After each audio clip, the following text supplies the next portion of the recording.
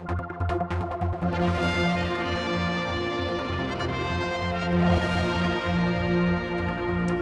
come down to the Adventure Experience lecture room on a very dark, cold night in December. But with us, we've got Keirron, who we meet all the time. In fact, last time we were here, it was beautiful summer, wasn't it? It was indeed, yeah, it was beautiful and warm. Anyway, we've got lots of students here. Lucy's here from Castle Rushen as well. Getting ready for the big adventure, which you do. Well, it's every year now these are held. So the youth scholarship programme runs continuously, but there's an expedition which goes out roughly every 2 years. So it takes them about 18 months to train for an expedition, and about 6 months to recover from it afterwards. And I know we've done one in the past. Sam Murphy was one of the guys involved in this in the past. And we've had some great pictures of these sort of things. But you're going on this one, aren't you?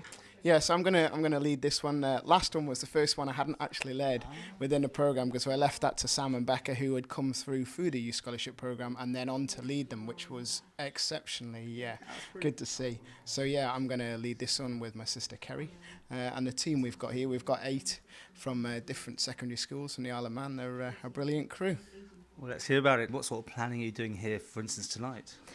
We're planning the first 4 days of our trek around Vancouver Island. Yeah. We're just currently planning the kayak from the first day to the 4th day, as I've just mentioned. Fergo here is getting the longitude and latitude for the different points. I mean, so it's not just thrown together. There's a lot of pre-planning to do. Yeah. Yeah, we have to plan route cards and place specific points at which we're going to stop, have lunch, take rests and things like that, and decide where we're going to camp overnight.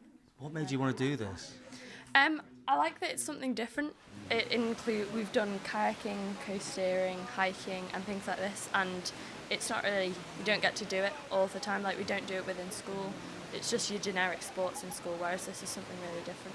What about health and safety these days? Isn't this a major problem, taking kids and young adults away and giving them a sense of adventure / danger? It's certainly real adventure, Paul, you're right, and real adventure carries real risk. Our job is to take away any unacceptable risk, which is actual harm. There's a lot of perceived risk. The guys have an awful lot of fun, but they train for 18 months every week, and some of those training sessions last 2 or 3 days.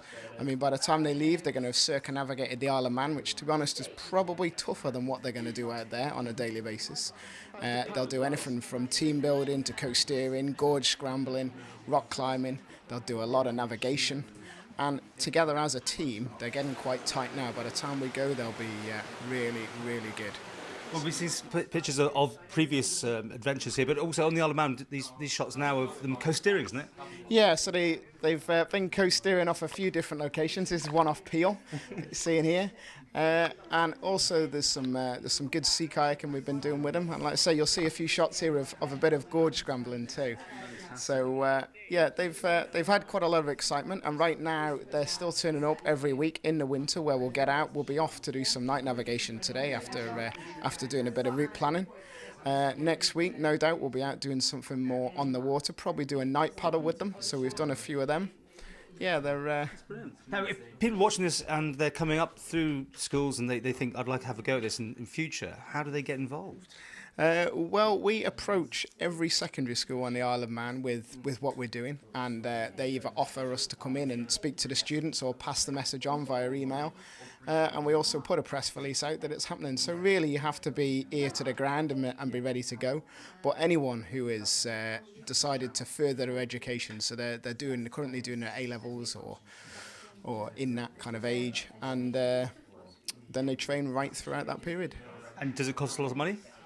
The whole training programme is sponsored by us, absolutely free. What they do pay for is their costs on the expedition, and they decide as a group where they're going to go, with a bit of steering from us as to where is wild, remote, full of wildlife. And so they have to pay for that side of it, but the whole training programme is completely funded by ourselves.